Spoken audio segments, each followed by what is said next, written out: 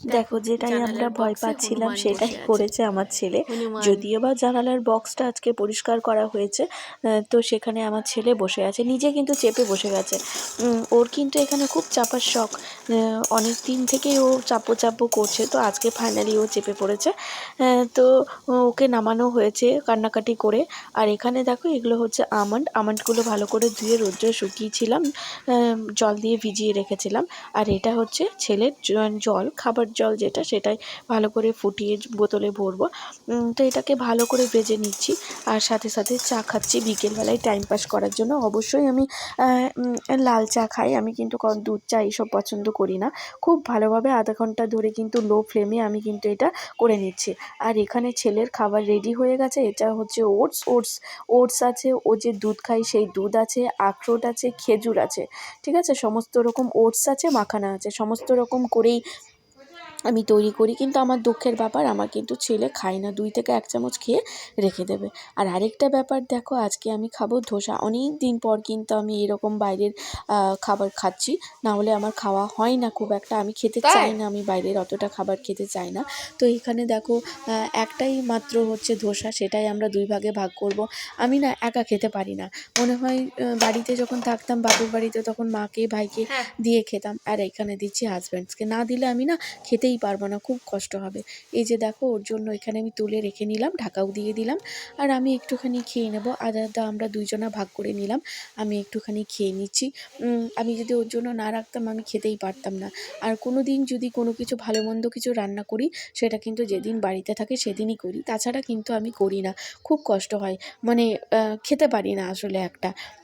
যখন বাড়িতে থাকতাম তখনও ওরকম হতো, আর এখানেও অনেক সময় মনে হয় যে এটা মানে যদি দিতে পারতাম মাকে, তো ভালো লাগতো আমার। তো যাই হোক, ওখানে যখন খাই তখন মাকে মানে বাজার থেকে কিনে এনে খাওয়াই, এরকম একটা ব্যাপার। হ্যাঁ, তো যাই হোক খেয়ে নিলাম। অতটাও যে ভালো হয়েছে ধোসাটা সেটা বলবো না, তো মোটামুটি হয়েছে, খুব একটা ভালোও আমার পছন্দ হয়নি। তো যাই হোক, আজকে ভিডিওটা আমি খুব একটা লেন্দি করতে পারলাম না। আমি তোমাদেরকে আগেই বলে দিচ্ছি, আমি হয়তো রেগুলার টাইমলি ভিডিও দিতে পারি না, বা টাইমে তো আমি দিতেই পারি না, এটাই হচ্ছে কথা।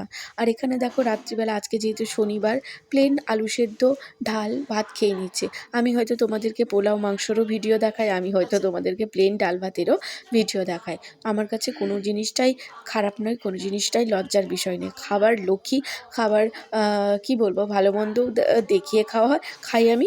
আবার মানে ডাল ভাত আলু ভাজাও আমি সবাইকে দেখিয়ে বা শেয়ার তোমাদের সাথে করতে পারি না। তোমরা তো দূরে থাকো, বা আমার কাছে থাকলে বা আমার পাশে থাকলে অবশ্যই তোমাদের সাথে আমি শেয়ার করতাম। তো যাই হোক, আজকের দিনটা আমার খুব ভালো কেটেছে। তোমাদের কেমন কেটেছে অবশ্যই কমেন্ট করে জানাও। তো আমার এই দুষ্টু সোনার সাথে আমার দিন প্রত্যেক দিনই ভালো যায়। আগে যখন মানে কি বলবো, আগে যখন একা থাকতাম তখন খুবই কষ্ট হতো। হাজব্যান্ড যদি বাইরে ডিউটিতে চলে যেত, খুবই কষ্ট হতো। তো কি করব, ভগবান আমাকে একটা মিষ্টি সোনা দিয়ে দিয়েছে, তো ওকে নিয়েই আমার দিন কেটে যায়। ওকে খাওয়াতে, স্নান করাতে, দুষ্টুমির ওর দেখতে দেখতে আমার দিন চলে যায়। তো যাই হোক, আজকে তোমাদের সবাইকার কেমন দিন কেটেছে অবশ্যই তোমরা জানিও। তো সবাই ভালো থাকবে, সুস্থ থাকবে। আজকের মতো টাটা, গুড নাইট।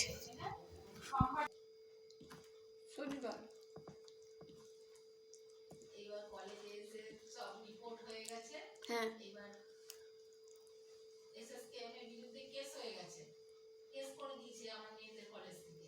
ও, দিয়ে এবার আমার মেয়েদের কলেজের যে প্রিন্সিপাল, সে আবার এসএসকেএম এর প্রিন্সিপালকে দেখতে পারে না। আচ্ছা, এবার মেয়ে বলছে, মা আমাদের কলেজের প্রিন্সিপাল ভালোই একটা সুযোগ পেয়ে গেছে, এইবার মার ঝামেলা শুরু। এইবার আমাদের কলেজের প্রিন্সিপাল বলছে আমার মেয়েরা কেউ ওখানে ডিউটি করতে যাবে না। দিয়ে বলছে, মা এখন 13-14 তারিখ পর্যন্ত ওখানে ডিউটি দেবে না আমাদের, বলছি পরের লটে আমাদের ছিল।